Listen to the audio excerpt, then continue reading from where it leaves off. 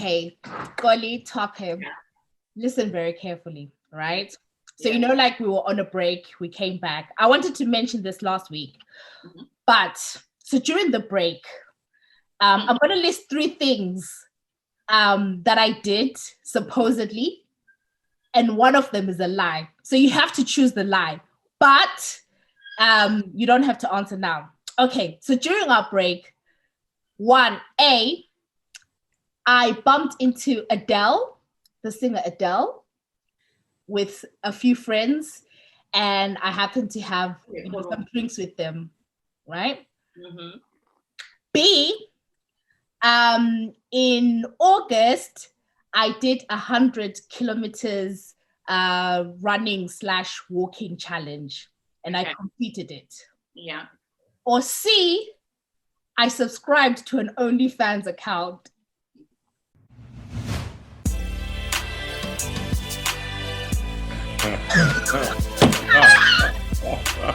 I mean, like, I don't need to wait till the end of the podcast to answer that one. Okay. No, don't answer. Okay, Twape, which one do you think? I thought my instructions were clear to wait till the end, no? Yes, okay, yes, wait till the end. Okay, I'll wait till the end. I'll spend this time thinking about it. Okay, guys, if you're listening as well, think about it. Which one? A, B, C, which one sounds like it's a lie? But anyway, welcome to Girlies Guys podcast with me, Natasha. And I sometimes go by Nat. Let's go by Michelle. And we've got a very special guest with us today. Goli, do you want to introduce our guest? So guys, this is Twape. Twape, I don't know how to say your surname. Mtila. So Twape is you always say he's a guy with a podcast. He's not a podcaster, is the way he's described himself. I've been listening to his content for some time now, very interesting, engaging conversation. And I've been like, an opportunity to have him on with us. It's just like, I feel like thank you for indulging us and spending time with us just to kind of talk about what we're going to talk about today. But do you want to maybe just give people a bit of background about you? Why did you start the pod? And just to kind of like, where are you based as well? Thank you very much. Thank you for having me on. I'm a big fan of your podcast. I'm a big fan of your conversations and hearing Nat read all sorts of weird and wonderful things off her phone that have come to her. As you said, my name is Twape. I have a podcast called Twape's Podcast, and the name of the podcast is kind of descriptive as to how I came to having the podcast. The reason why it's called Twape's Podcast and not anything else is because the whole premise of the podcast was I was having conversations with myself about things that I was observing in my community. I'm based in Malawi. I live in Blantyre, Malawi. I was born and raised here. And I was making observations about things that were going on in my community and in my society that I felt people weren't talking about or weren't talking about enough. And a lot of it had been inspired by my time working as a financial advisor. So I worked as a professional financial advisor for 3 years. And what came out of that work was that I started noticing all of these like dynamics and phenomenons. So things like it, and a lot of it was born mostly out of people's personal finances. So why aren't people saving? Why aren't people investing? Why aren't people protecting themselves? Why are people living beyond their means? Why are people being dictated by social media to present a lifestyle that isn't real? So there were all these things that I was noticing, but nobody was talking about them, or at least people weren't talking about them enough. So the podcast is the experiences of a young Black Malawian man, from my perspective, being a father, being a businessman, and hoping that by presenting my perspective of my experiences and these things that are going on in our society, maybe I can be part of stimulating a wider conversation. So that's really what it is. But apart from having, I think it's because of that, the whole kind of stimulating conversation on a wider level, because, even though you are in Malawi, we are obviously from Zimbabwe, we find that there's quite a lot of things that kind of, intersectionality with politics and socio-political things as well. So that are very similar, even as us in the diaspora. There's things that we can maybe, like, oh, this is something that happens back home. This is something that happens in Malawi, and this maybe something that happens to us as well. So so thank you for having us on. Go for it, Nat. So we are having an interesting conversation today. Also, I need to also ask you a few questions at the end of the pod, just to, okay, you need to be careful of Xolie's questions because she's quite Twape, can I ask, can you say Xolie? Can you pronounce Xolie? No, I absolutely cannot. And the reason I say is I realized because we were saying Twape, because I was like, that's the name, and like we're putting like an H in your name, like, but then it's Twape, right? Yes. Yeah. Twape. Yes. Okay. Listen. But no, I lived in Port Elizabeth for 4 years, and they spoke Xhosa. Yes. And 4 years after that, you're not getting any of those clicks out of me. I'm sorry, it's not gonna happen. So that's fair. We're gonna have to work on a nickname or something. But yeah. Yeah. Okay. Cool. No, that's fine. Okay, so last week we had an episode where we went through our dilemmas, but we didn't get a chance to read out one, which we thought was really interesting, and we're going to read out this week. So it's about inheritance. So that's why we really wanted to have Twape on. So I think we'll probably have a conversation, giving our reflections to the dilemma, and then we just want to have a wider conversation just about, culturally, like inheritance, our perspectives of inheritance, and then draw on Twape's financial advisor experience on, some of the practicalities in that space. So I'll read out the dilemma. Okay, so this person said, "Hi guys, sending this as I'd like your take. My dad passed away in May 2020. Our condolences. He was in South Africa. I am in Germany. Unfortunately, I couldn't go home due to lockdown at the time and the uncertainty of it all. Long story short, I'm the eldest, but the only one from my dad and mom's union.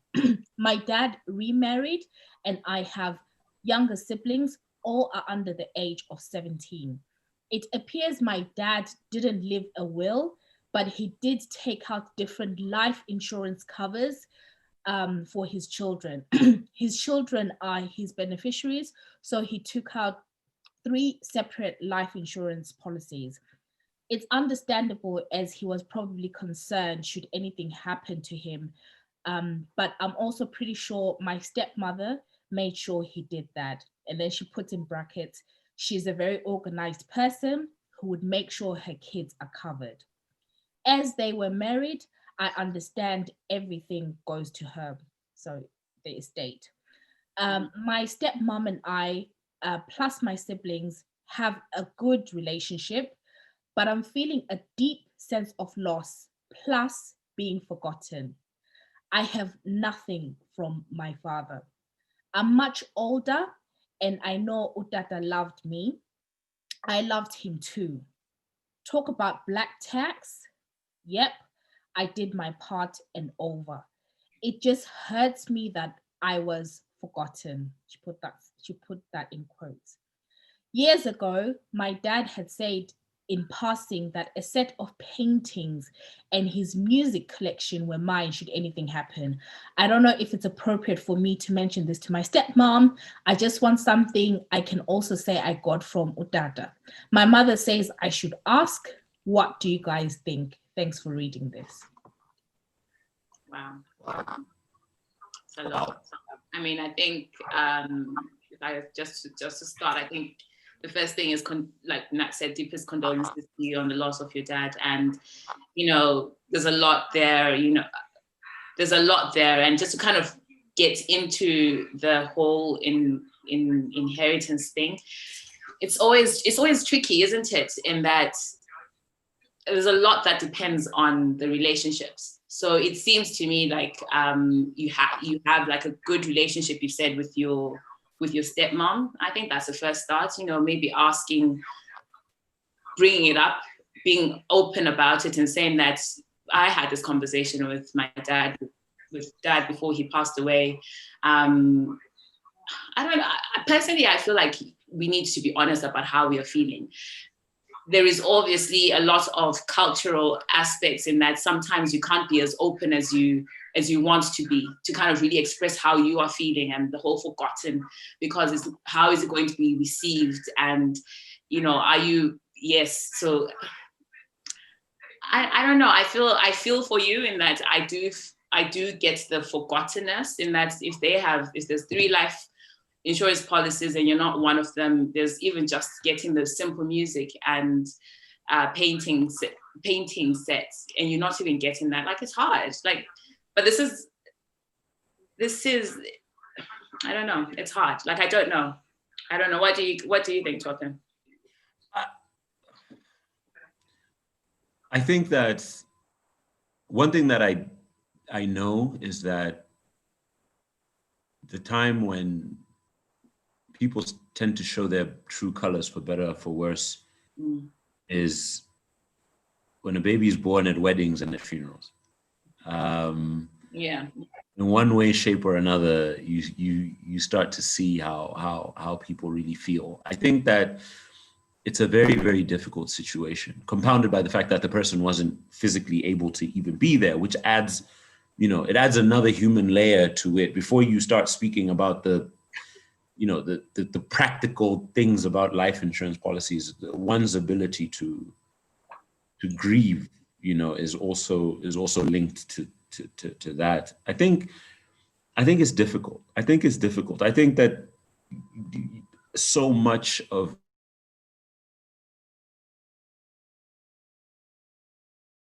how this could play out or has played out is essentially linked to the goodwill of her father's wife, the stepmom. Yeah.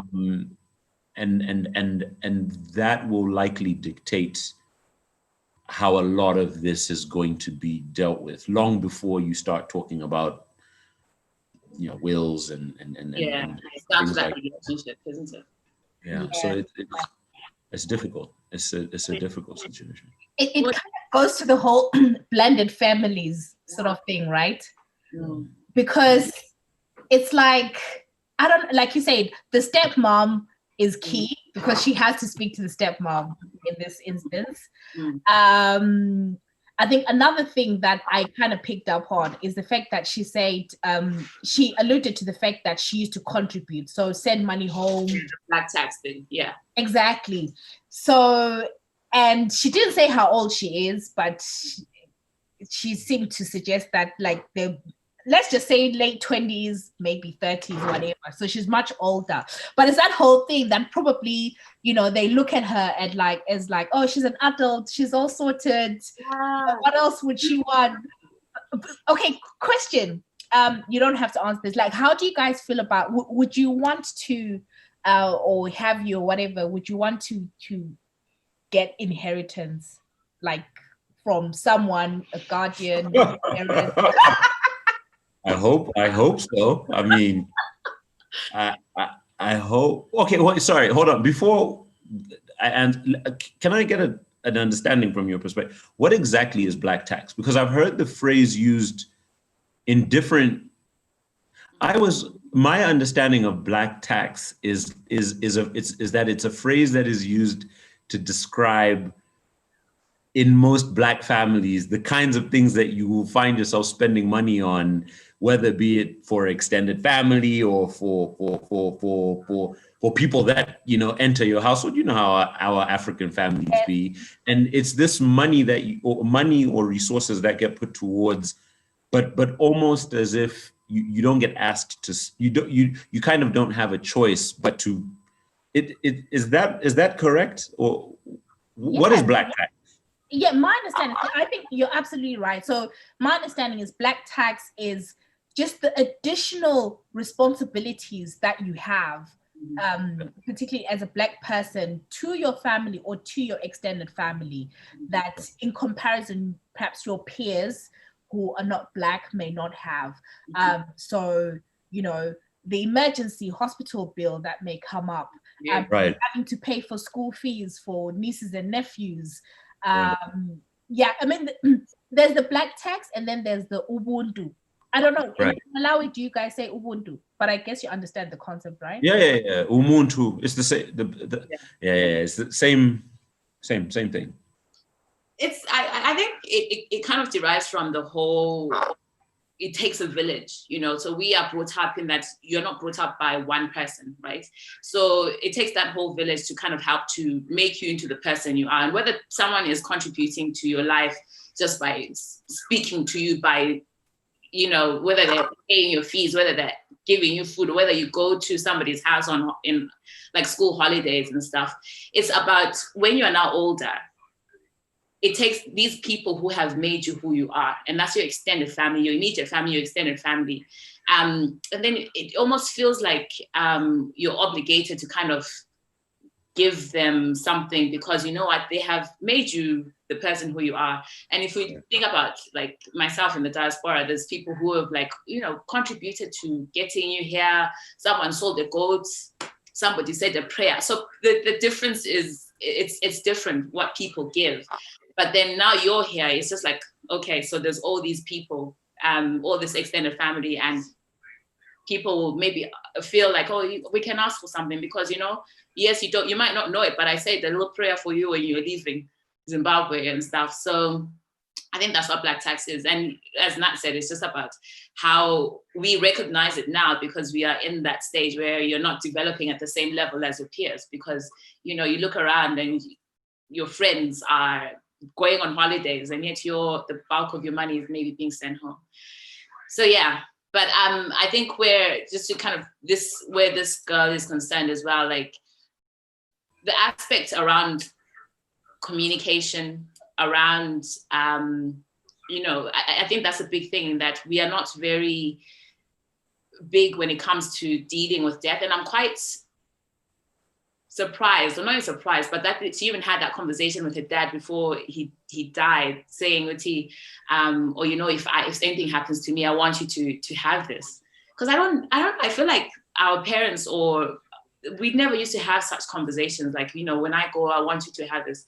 I don't know, did you do you have those conversations, like so I think let's moving away from the dilemma, right? So I think she said in passing, so it was just like a comment, right? So my mother passed away, but she was young when she passed away, so I don't think she even anticipated that she would pass away at such a young age. But I do remember one instance where she sort of like showed me like some documentation, like some policies, where she was like, oh, if anything, this is where these things are. But that was, again, also in passing. It wasn't like a sit down conversation. But did you not ask, like, why are you telling me this? No, I think. Why? What is this? No, I knew what it was, like, because she showed me what it was, right? Like some policy document, like a policy thing, right? But she was just like, oh yeah, this is where this is, sort of thing. But it was way before she passed. But that was like but I remember even at the time I was like, no, like, let's not talk about it. Isn't it? Yeah. Scary talking about mortality. I think there's several dynamics that are converging here, and one of them, and one which I feel very, very strongly about, which anybody who's listened to my podcast has probably heard me articulate at one point or another, and something that I feel very strongly about is that the relationship, and I always refer to my own experiences, and I don't know if this is the same for other Africans or even other Malawians, but I feel as if the relationship that we have with money, a lot of Africans could be a lot better. But also the relationship that we have with speaking about money. Because I don't know about what you guys' experience was, but to all intents and purposes, growing up, you don't talk about money. You don't, well, okay, you ask for something and your parents will tell you money doesn't grow on trees, or there's food at home, or the way that you are spoken to about money is almost from a from a perspective of you should fear money, but you should the way that you perceive the hard work that's going into making them. All you're told is that we're working really hard and there's so many people sacrificing for you to have what you have. But how many people actually know what it is that their parents do when they're children? Like, even if your dad is a doctor, like, you know that your father is a doctor, but what does he do when he goes? So I say that to say, I don't think that and this is something that I feel is incumbent on us to improve as younger Africans, is that with our children, with our spouses, with our siblings, the way that we speak about money needs to improve. And because I have a very similar experience with the one that Nat has, and my father is alive, where he said to me, "Oh, you see this briefcase? You know how every black father has that briefcase where he keeps where the passports live, or that." He said, "Oh, this is where the will is." Now, I've never seen it. Okay, I've never seen it. I don't know what the contents are. I don't know, but I know that it's in the briefcase. But the problem with that is that it's either. And also, I grew up in the kind of household where my father will say to me immediately that nothing in this house is yours, boy. This is mine. This is my house. Like, so when Nat even asks if I want an inheritance, if I would like an inheritance, I understand why African parents present these things to their children the way that they do, and the need to instill work ethic and instill discipline and to not create entitlement. I understand all of those dynamics, but I have white friends, Indian friends, mixed race friends, where conversations about where the money is coming from, how the money is being made, what is expected of them in the context of the money starts when they're kids. I mean, when they're kids, there's a better appreciation of wealth. And this isn't only in wealthy families. It's even across the board. There's just the conversations about money. I don't know, and I'd love to hear what you guys' experience has been as Zimbabweans, and then by extended Zimbabweans in the diaspora. But Malawian families just don't talk about money. Which Malawian father is going to sit down and tell their child about money? I mean, that gap. The communication doesn't even happen that way. It's just not gonna happen. So, to the dilemma, and even to what you were talking about, I think that, even the girl that wrote the email and everything that she's describing, it's so difficult because, I mean, with all due respect and not to sound insensitive, the conversations weren't happening when the person were alive. How hard is it now to have to unpack that now that the person is gone, It's just difficult because I think it's difficult to face your own mortality. And you're right. I personally don't think that there was a conversation in regards to finances. Certainly growing up, the conversation was the same. You asked for money, you didn't get the money because money, you get comments like, "Oh, you think I get paid by the sack," or something like that, or something along those lines. Money doesn't grow in trees.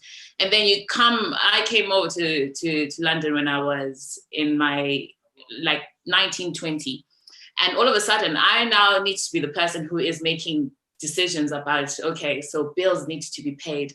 I have no idea what is it to save. So what is it to actually investment? What is investment? I always started thinking about investments in my late 30s.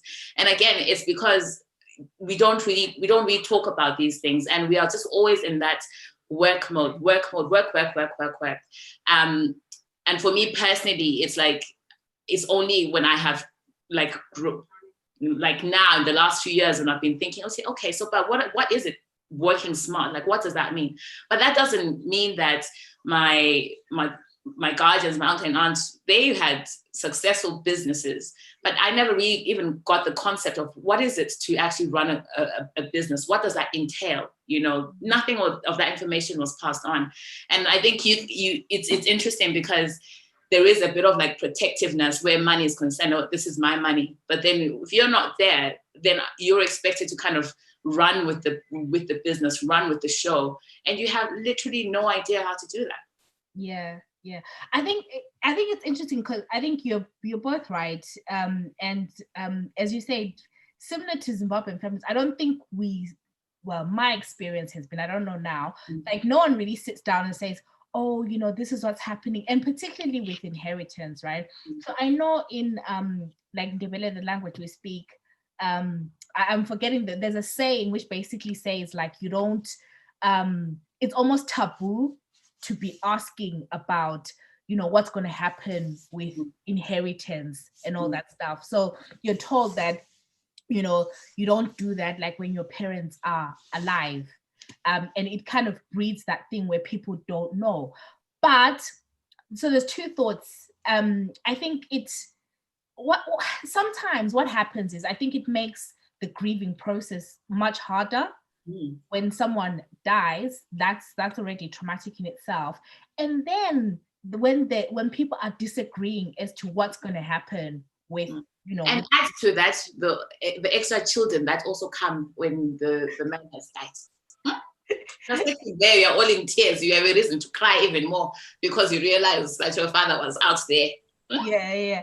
And then just kind of like to talking about sort of like just the inheritance, but what about inheritance as a tool for generating wealth? Because like other cultures, yes, like they said, when someone dies, right? But actually, when someone dies, there's life policies that are paid out, right? And the children or whoever the beneficiaries get a lump sum that they didn't have before. Perhaps the family home is paid off. But it actually becomes an event, a milestone event in families that creates wealth. Yeah. I mean that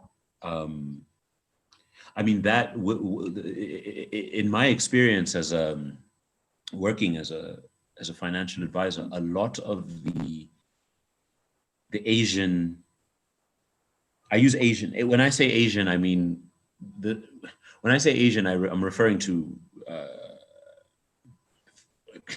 the Southeast Asian. No, not Southeast Asian. So Indian, Pakistani, right. Asian.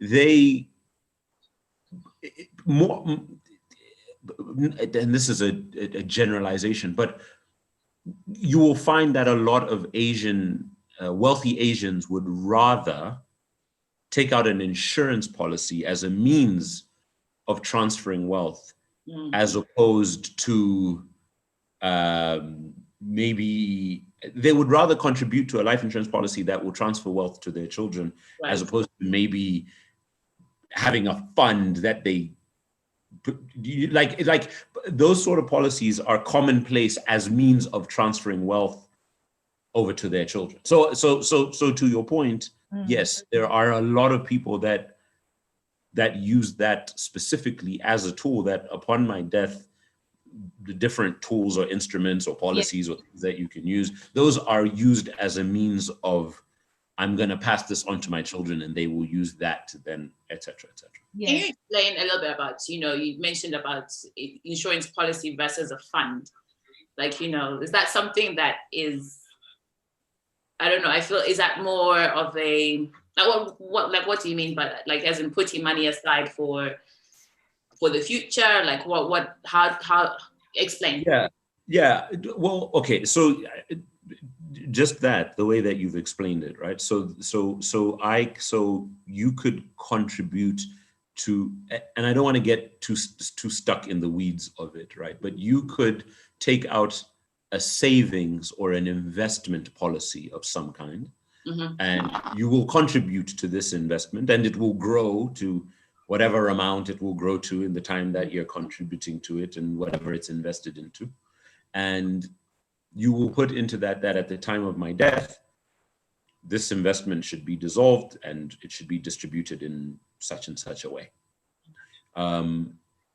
The considerations that come into that is that it becomes a little bit more complicated, because what is the money being invested into? What sort of assets? Is it going into stocks? Is it going into bonds? Is it going into,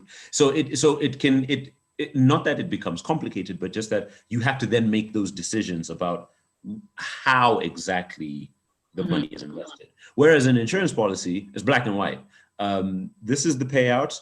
This is the premium. I contribute this every month or every year. And when I die, as long as I don't die for A, B, C, D reasons, this is the money that my family is going to get. Simple. There's no, it doesn't fluctuate. It doesn't, it's more often than not, it's not, it's not open to market conditions and all these other things. Yeah, it's just it's simple and it's straightforward more often than not. Not that all insurance policies are straightforward, because there are different ways of building them. But as a starting point, a life insurance policy is very, very simple. This is the amount that is going to get paid when I die, and this is what I'm going to contribute. But people have different perspectives. People have different perspectives. I've had meetings with people that I said, maybe you should take out a life insurance policy. And their reaction was, yeah, well, I'm 40. If I contribute to this thing till I'm 80, I'm going to be contributing for 40 years and I'm not going to die. It's just money that I'm throwing away. Yeah. Well, that's literally not how it works, because if you die tomorrow, the policy will still pay out, right? So, but then again, but you see, one of the strangest things which I've yet to figure out is that there are so many people who know better or should know better, but don't do the things, all these things that we're talking about, because there's so many different, options and things to do, and people don't do it, and I don't know. Is it just because though?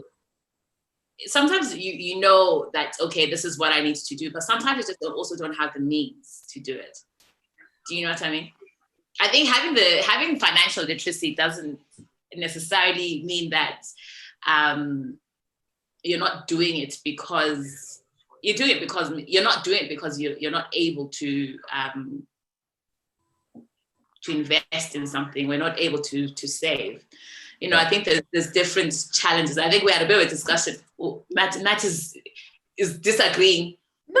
I'm saying basically there's a difference between financial literacy and financial capability. Yeah. So you may be financially literate, but for whatever reason, you may not be capable, right? For different reasons, right? It could literally be, I'll give, this isn't like an inheritance example. Yeah. Just briefly, like one time, I was in a job for like less than 2 years, which had a really good pension. But then I had the option of, because I was in service there for less than 2 years, I had the option of getting a payout of my contribution so that they don't count it as a pension, so that I just get my money back, right? What I knew was the right thing to do was I should have left it because it was a really good pension, right? Yeah. But I was broke. So I was like, I could do with this like $2,000 or whatever, right? So I was under like financial pressure. But anyway, that's not an inheritance question. But I really do want us to but I think that's the reality for a lot of people. Sometimes if you're under financial stress, you don't make the right decisions. So even with the life policies, right? You may think to yourself, £30 a month. Oh, that's a bit expensive. But the way I look at it is like, it's like having a car. You pay insurance, it's and you don't get your money back.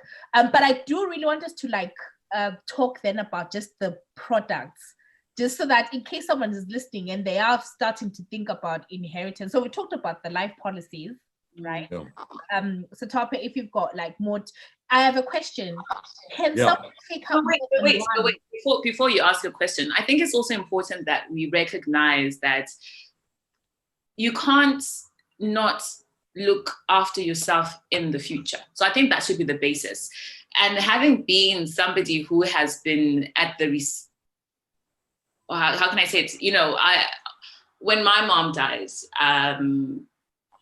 we were left with a little bit of, you know, we had a lot of stuff to do financially.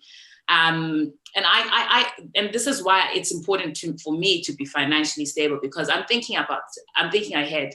So when you're saying that, when people are having to make drastic decisions regarding your pension, regarding things like life insurance, and yes, I understand the financial difficulties that we as people can experience. But I think the fundamental thing is that we need to really focus, and we need to think ahead, because it's not just something that affects you as a person, it's something that's going to affect the rest of the whole generation. I think that is something that we really need to kind of really hold quite dear to us, you know. Yes, mess around with other things, but try and not mess around with things that are going to affect your future. Your question. Yeah, and Nat, before I answer your question, which I will, I think there's something, just several important things that I think need to be framed and put in the appropriate context. One is the issue of financial capability over financial literacy is very true, and a lot of the topics that we're covering are being spoken about to a great extent from a position of privilege, right? Because you need to have had something to give away, to give to someone to even be having this conversation, right? So that needs to be taken into consideration, number one. But number two, and something that's probably, you know, the umbrella over all of this, is that all of these conversations are coming from a position of assuming that the person that is amassing these assets, whatever they are, has any desire to pass these things on, right? Because I have had meetings with people who have said to me, where I've said to them, well, Mr. Client, if you were to die tomorrow, you know, where would that leave your kids? And they say to me, well, I'll be dead. I don't give a damn. Or alternatively, they say, these things that I am doing, or this wealth that I'm building, is mine. I have educated the children. Nobody gave me anything. I'm not giving them anything. I've given them the education. They can now go and so our entire conversation is starting from the assumption that the individual in question cares to pass anything on. And in some instances, people don't know, or they don't care, or they don't want to, or I mean, it's really not that big a deal. So if we put it into the context of this lady that sent you this dilemma, and we put it into the context of policies and things that you can do, and our departure point, as you've asked, is somebody who might be listening to this.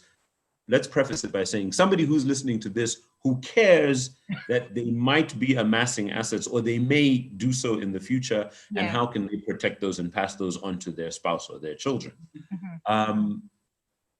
In the case of this dilemma, of course, it was clearly in the psyche of this lady's late father, because he did take steps to take out insurance policies for his children from his second marriage. The exclusion of the first child, we can't speak on because we don't know the circumstances behind that. But there's something that I've been thinking of, that what it reminds me of, it, or it makes me think of, is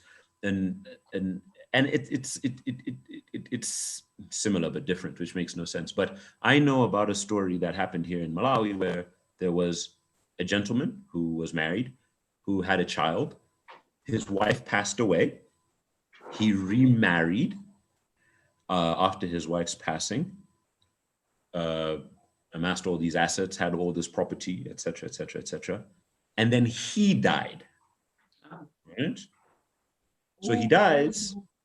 His first wife is late. He has died as well. When the estate was being, so there was all this land and property that was, and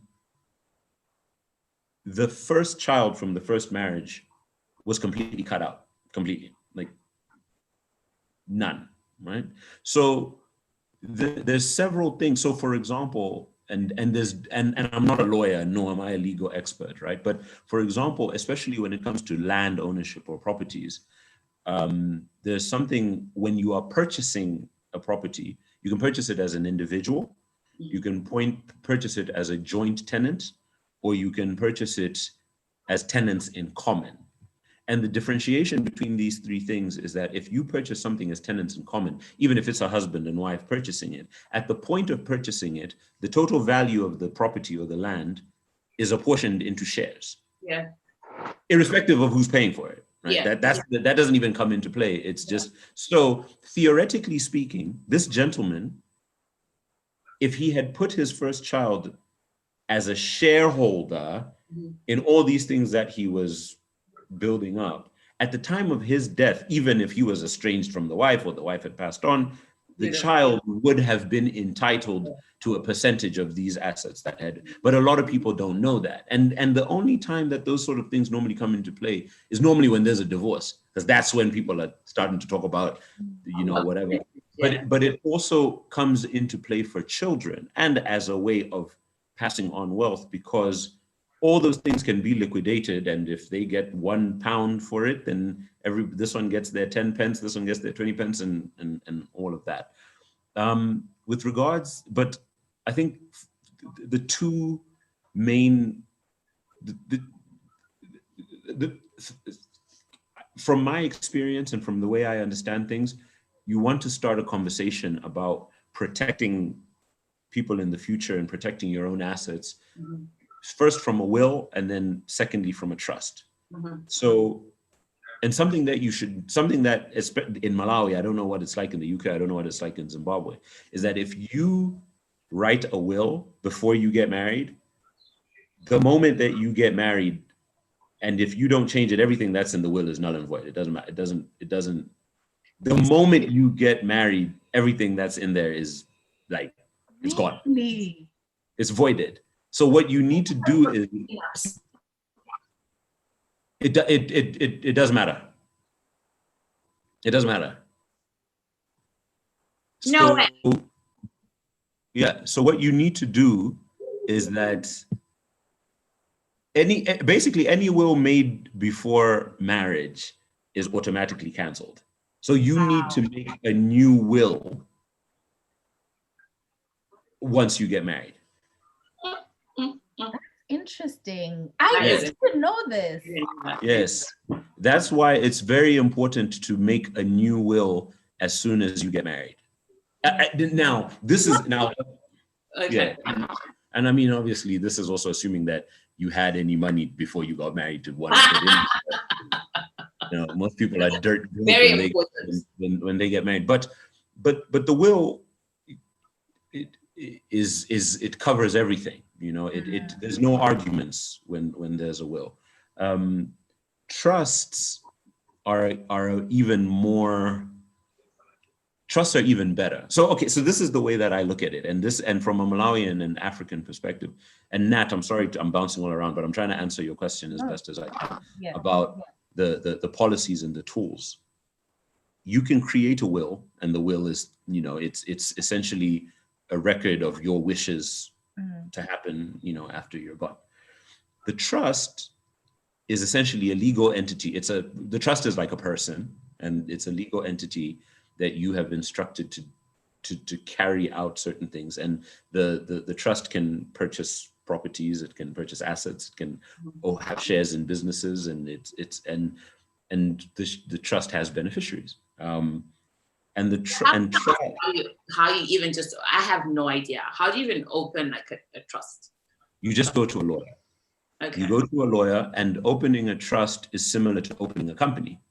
Right. In terms of the paperwork. So the same way that you would set up a company is that the trust has essentially an owner, who is you. It has shareholders who are the beneficiaries.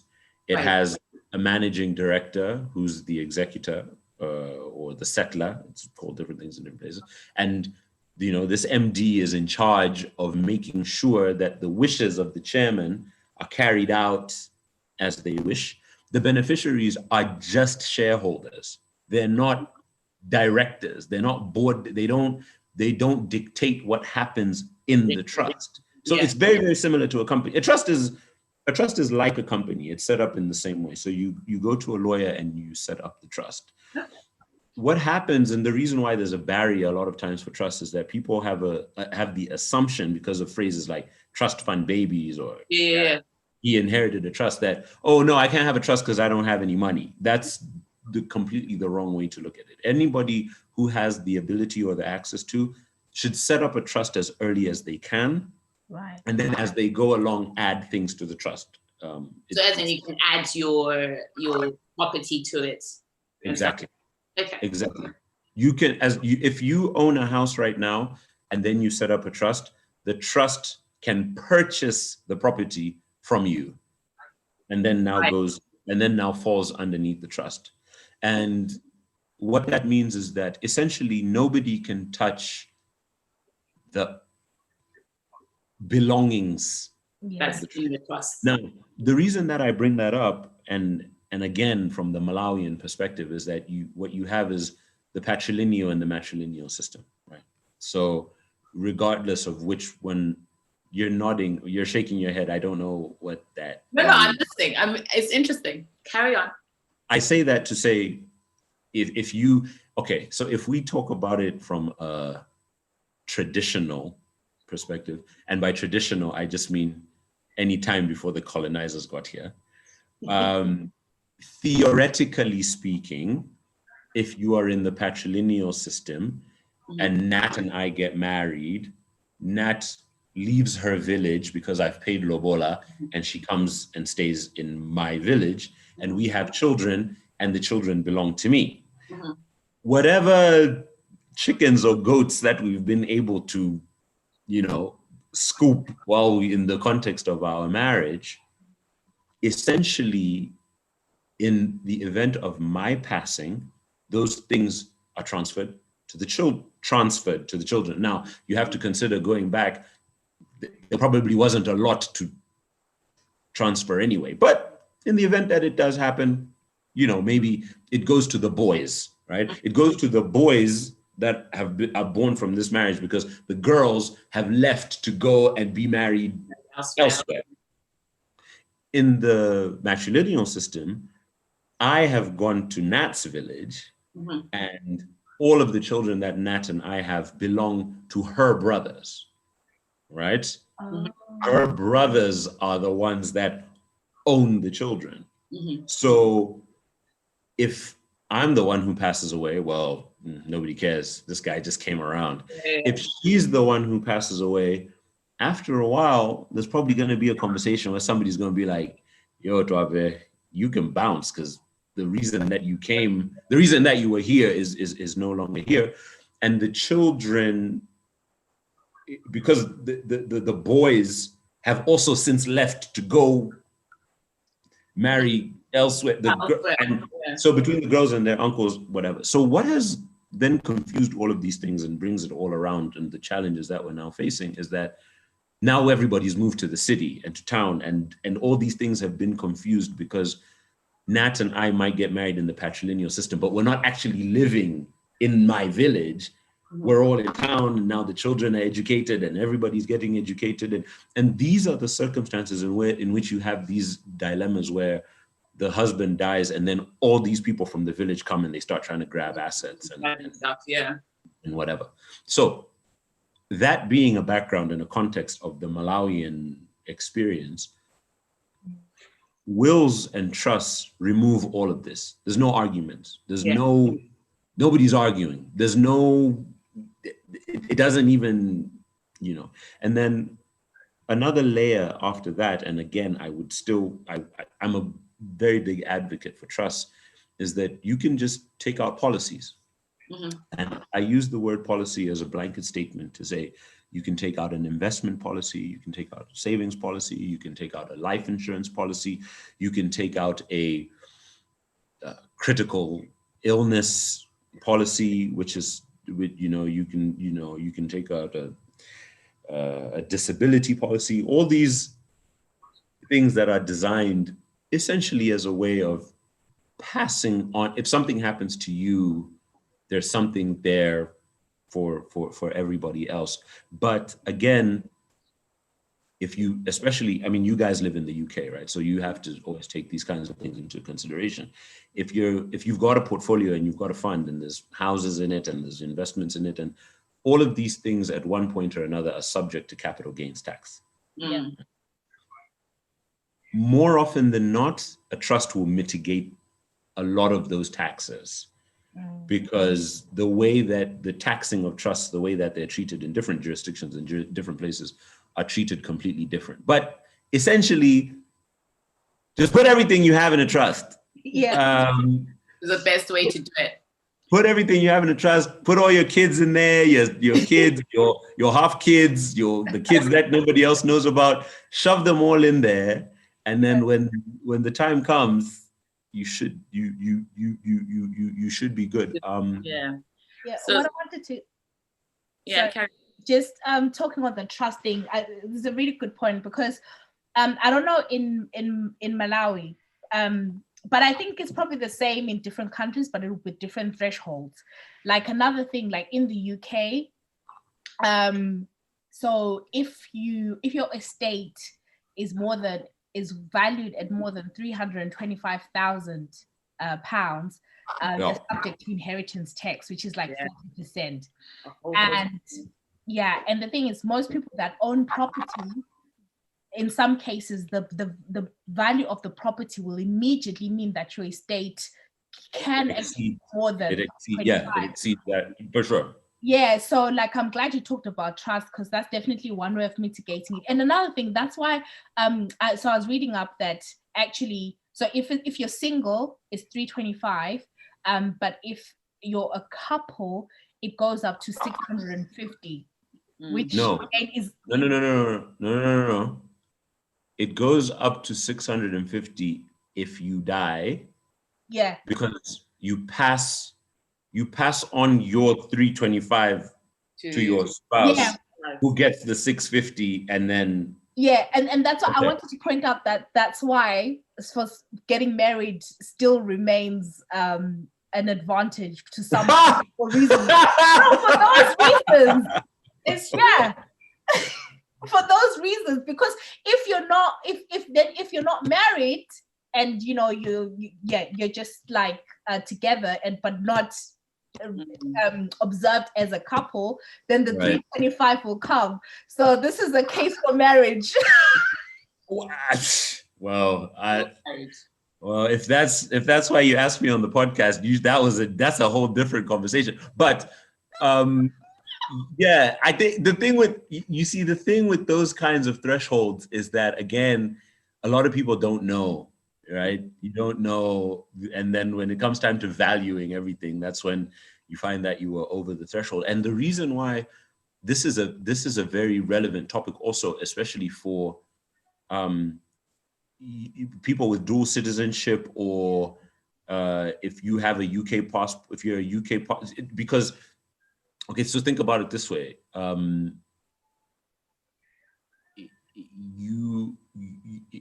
If you live in South Africa, but you also have assets in the UK, South Africa will tax you will do an estate tax or an inheritance tax on your world assets, wherever they're held. Everything gets bundled up in there. Similarly, because you're a UK passport holder, Her Majesty's revenue, they're looking at what you have as well. So the reason that's why there are back tax agreements and all those things. But the reason why it's relevant is because you can be a British passport holder that lives outside of the UK. Yeah. but you are laid to rest in the UK, and they deem that as your final resting place, and they will tax you for inheritance tax, even if you didn't have anything there. So it's very, very important to speak to somebody who knows about taxes, because you can have a British passport, never lived, well, obviously you have to live there to keep that, but you can have the passport, don't own anything there. 80 years you're living in Bulawayo, enjoying the sun, feeling nice. And then the day you die, they decide to take you back to the UK. Don't worry about it. They're coming for that 650. They're coming for all of it. So, but you know, so it's just very important to always know where you stand, which is why I'm glad. I mean, I don't know if you now want to get married so you can be in the 650, but it's important that you know those kinds of things. But they could, and again, all those things are mitigated by a trust. And I think there's like, there's so much out there, and it's just about knowing what you can get, what you're entitled to, what you are at, you know, the whole, there's so much that I realized that, you know, even after talking about this episode that we're going to do. So I went in and I looked at my critical care cover, looked at my life insurance. And one thing that I'll say is that these are things that are also coming through work. So these are things that are also terminated the moment I leave my work. So it really makes you think that, gosh, you know, it's really quite advisable to have something a little bit on the outside as well. And, you know, Nat and I were talking as well about having property and having like life assurance cover and all these things to ensure that if something happened to you, then you get a payout so that your people who you are leaving stuff to or not, the mortgage is covered. So there's just so much that is out there. And there is an element that we as people need to kind of do a lot of digging, do a lot of reading, and kind of re-empower each other. So it's been really good having you on, just to kind of open our minds to things like trust funds. And, you know, I always thought that trust funds was just for, I felt like it was very almost suburban white thing, you know, Not really, it felt very far from me. But you think that, oh, you know what, this is something that I can do. I think it's very enlightening. So thanks. Yeah, I mean, it's something that you can do and something that you should do, and something that, with all due respect, the white suburban people don't need as much as we do. Yeah. Because they're gonna be all right. We one generation making one mistake can wipe out, I mean, literally hundreds of people with a knock-on effect because of the way that our communities organize themselves. And you know what I was just going to say, you know, off the back of you saying that and what Nat had said earlier, was that I was recently told a story, and it's so relevant because these people weren't necessarily very wealthy. I mean, there was things there, but it's just an example that I have in my mind about how we should be approaching these things from a day-to-day basis. And before I tell that story, I just wanted to say that the most important thing when it comes to organizing one's finances is getting a clear understanding of what exactly your goals are. Yeah. Getting a perspective, and some of these things can be very, very complicated. And if they are complicated, you can reach out to me and I can help you uncomplicate them. But in the event that you can't reach out to me, there are a lot of well-intentioned financial advisors out there that can help you frame this in a more realistic way. But once you realize what exactly it is that your goals are, you can set steps. And I'm glad that you bring up the issue of job-related benefits, because there are a lot of people who feel like they're going to work forever or work at a certain place forever. And a lot of the perks that they're getting are linked to that job. And if COVID has shown us anything, is that anything can change overnight. And there's need now more than ever to protect yourself. And I think that because of certain mental attitude blocks that we create in our heads about, oh, this is only for rich people, we fail to start. Whereas the most important thing about investments, life insurance policies, trusts, any of these things is discipline. It's not amount, it's the discipline, because it's hard. Because you heard Nat, she got that 2,000. Can you imagine? Like honestly,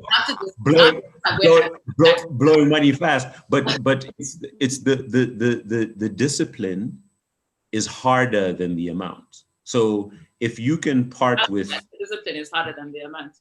Yeah, if you can part with £5 every single month, when your income grows and the £5 become £15, the discipline's already there. So it's not a thing. But the discipline is hard at the beginning. So, if you can find a policy that works for you, that is designed for you and is relevant to your circumstances, start small. Don't worry about it. It's not going anywhere. Start small. As your incomes increase, because now, not to assume your ages, ladies, your earning potential is only going to grow at this phase, right? So the amounts that you can save will only go up, and then and then that'll happen. But the story that I heard was there was a gentleman who was engaged to be married to this lady, and they had a child. So they had a child. They weren't married. They were engaged, and he died suddenly, and the husband and the couple had some businesses that they had been doing together, right? And upon his death, some money came in, right? So the guy's gone, the money, and then the extended family members found out that this lady got some money. Oh. And they were like, oh, whoa, skirt. Wait, hold on. That was that was his money. And she was like, no, that's mine. But that's mine. Like me and him, we were, and they were like, no, you wouldn't have even been able to do ABCD if it wasn't for, Now, short story long is that they weren't married. Legally, but traditionally they were, but legally they weren't, and what, and this, that, and the third. Needless to say, the whole thing has gotten into this long, drawn-out, ugly court-related thing where now people are trying to argue about who's entitled to what, but they're children, and by virtue of her being the mother, and what. This is a real-life example. These people weren't old. The child in question isn't old. This isn't even a teenager. So there's a lot of things that can be done because there are a lot of people our ages that are finding themselves in situations that they could have avoided if they had just. So to sum up, just to kind of bring it all together, where inheritance tax is concerned, get married, I guess. Are there lots of single men in Malawi? There are a boatload of single men in Malawi. I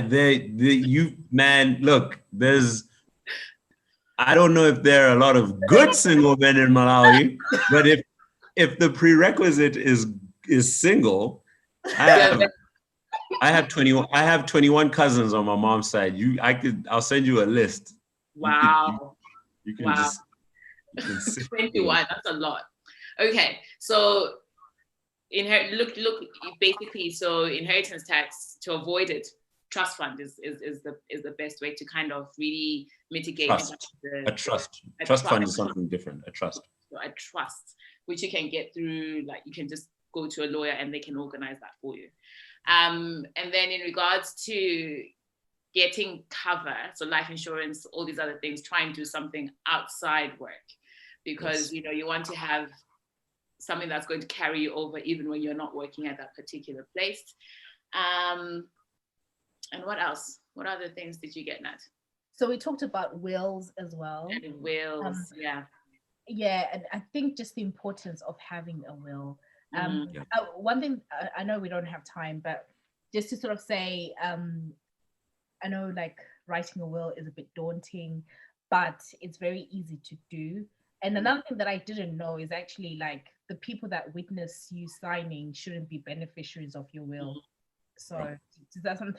And then another thing that I just wanted to say quickly, because we talked about work, is that yes, it is important to have something outside of work, but actually even with work, you know, like I don't know, like in different countries, I know like in the UK there is like death in service.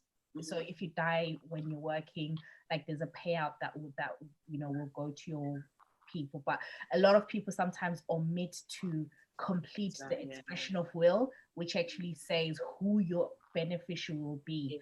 So it's just doing that little thing, like, you know, just going to work and just checking if they have the details, and it just makes everyone's life easier.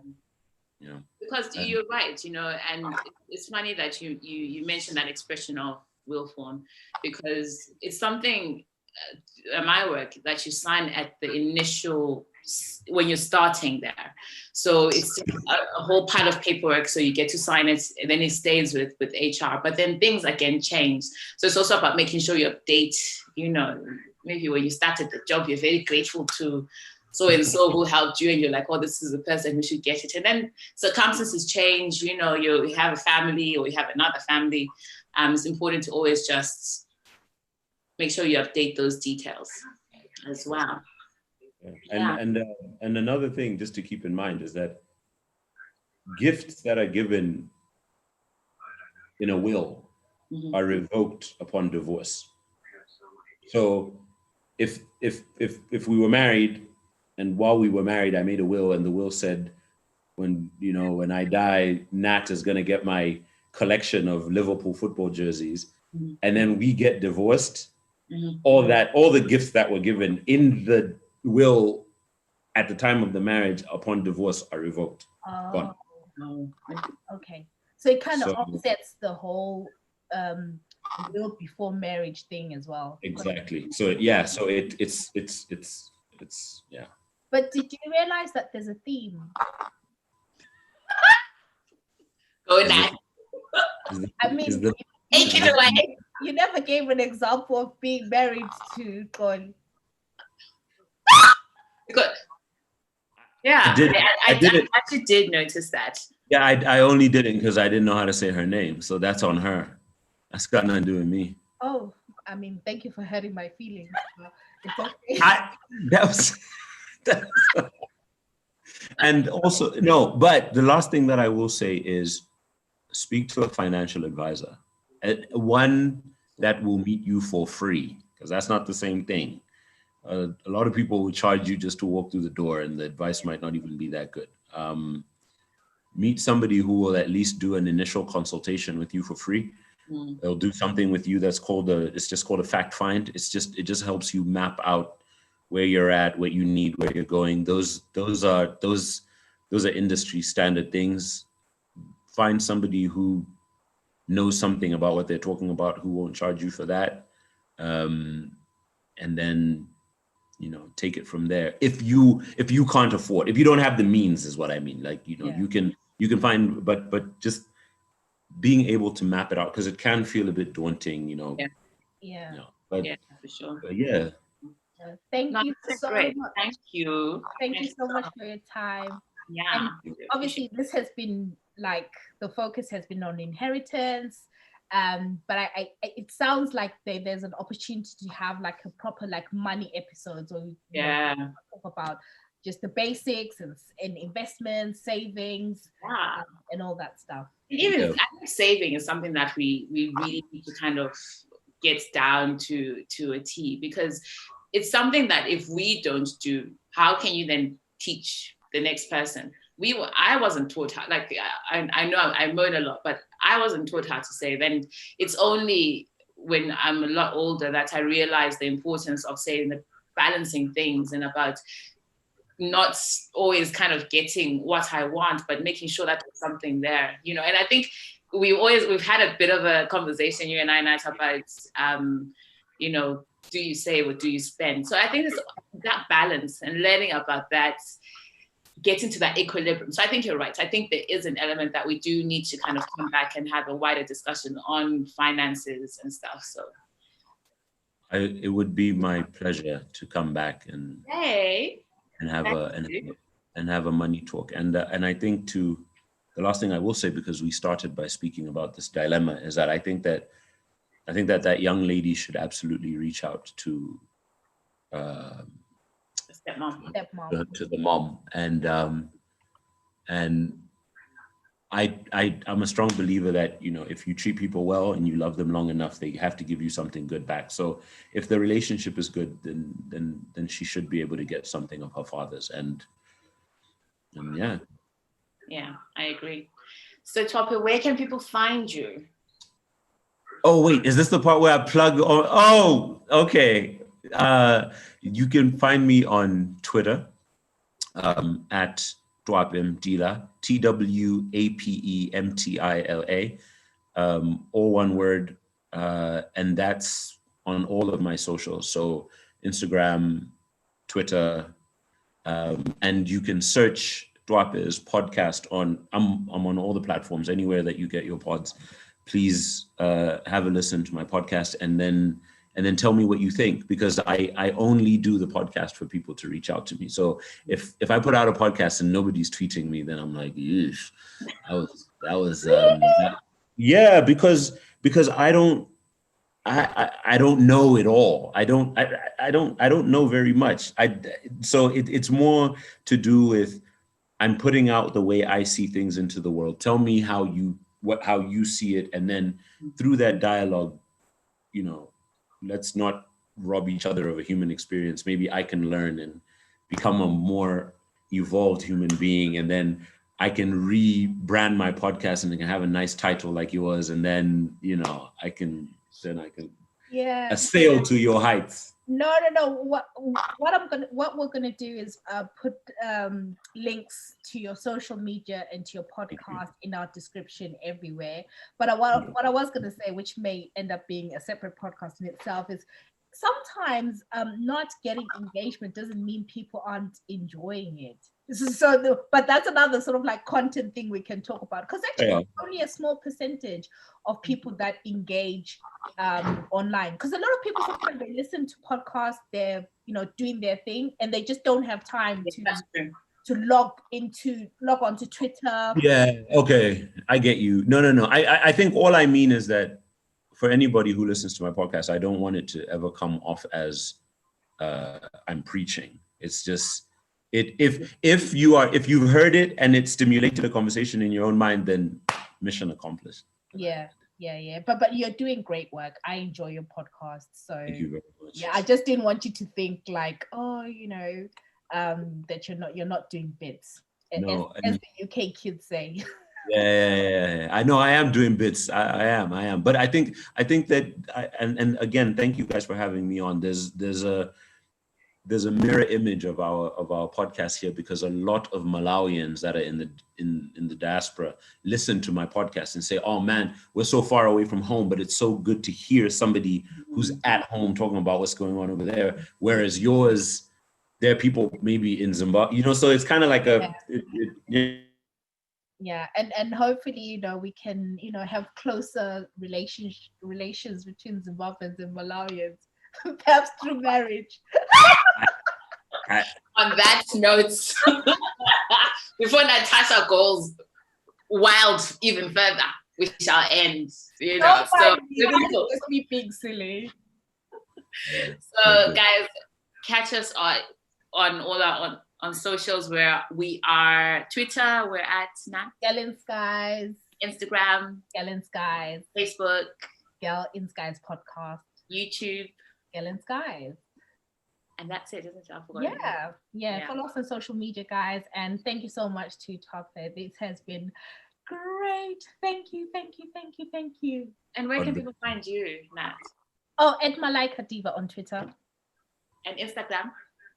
I just have Twitter. I love it. No, awesome. Thank you, guys. And where can people find you? Twitter or the NC. Yes, great. Thank you so. Oh, and you. Oh wait, yeah. The 3 things. Did I meet Adele? Did I do 100K in August, or did I subscribe to an OnlyFans? Listen, there is no Adele you're meeting. Wait. With Corona. So what am I answering? I have to pick the one that's. Which one was the lie? Yeah. Adele or 100K walk run in month of August?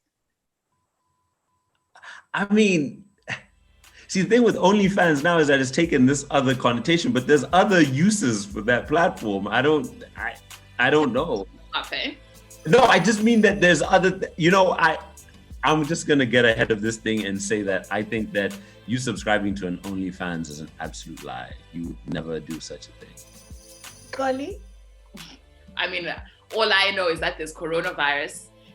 People like Adele, Rihanna are canceling shows. So there is no way you met her with your group of friends. I'm your group of friends. Okay. So the lie, lie there is Adele. So you have an OnlyFans. In closing, the lie is Adele. Bye, everyone.